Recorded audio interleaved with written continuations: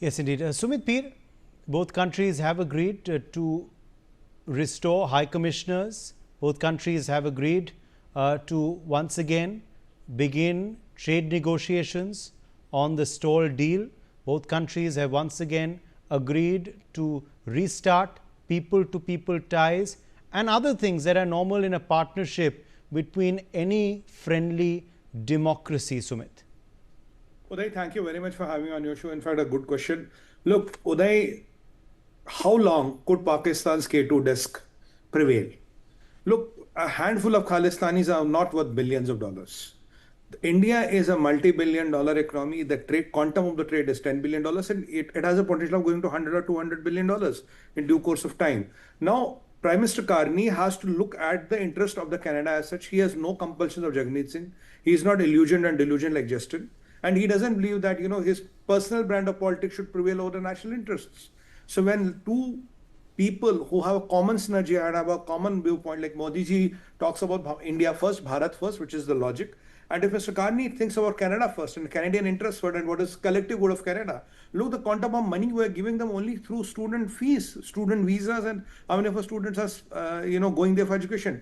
Look how much pride our diaspora has done for us. How much of our diaspora is contributing for the building of Canada. And eventually, the China is a fading economy. So whatever your dependence on China has, that has to reduce. You have to replace China with India, and Prime Minister Modi is the best person to do it. Whatever happened with Nijjar and all, that's their internal gang war. We had nothing to do with it. But Justin had compulsions because Jagmeet Singh was the reason. Now Jagmeet has lost. Justin is no longer in the game. So why should Mr. Carney carry the baggage? If he looks at the positive side of it, look, we are two democracies which have to come together. Militarily, after Operation Sindoor, Bharat has, I would say that Bharat is a military superpower. I mean, we can say with all the humility at our command, Bharat is the fourth biggest economy, going to be the third. We have our diaspora, we have our students, we have a $10 billion trade with a potential of $100 and $200 billion. And we have a connect wherein there is a lot of people-to-people connect between the two countries.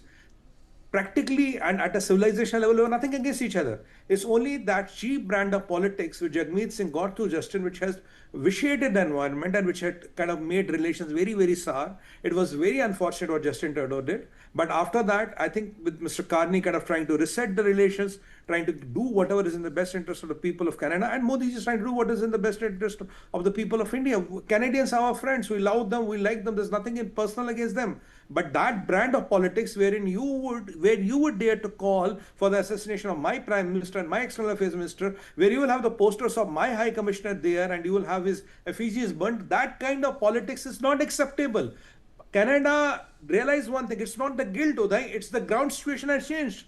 After Operation Sindoor and the Bharat becoming the fourth largest economy, the ground situation has changed. When Mr. Carney was asked this question in particular, why you are inviting Mr. Modi, he said, hey, he practically said, if you look at, I'm not repeating, he said, without India, there is no G7. He literally said that. He's on record saying that without India, you can't have a G7. So that talks about the stature of the honest diplomacy. That talks about how diplomacy has prevailed. That talks about how Modi doctrine wins over the others. That's talked about how India is rising up and people are acknowledging without India, a lot of important decisions of the world cannot be done. You cannot wish away Modi. I mean, you might have problems, political or whatever, but you cannot wish away Modi ji and India. So that is the acknowledgement of the fact and rising stature of Prime Minister Modi. And even if you see, Trump asked him, can you pass by America? How many leaders in the world can say no to Trump? He said, no, Croatia jana zara zaruri hai. My Croatia visit is more important than America. I don't have time. I have already these, engagements. It is not being polite. It is being powerful, Uday. This is not being, this is being powerful. So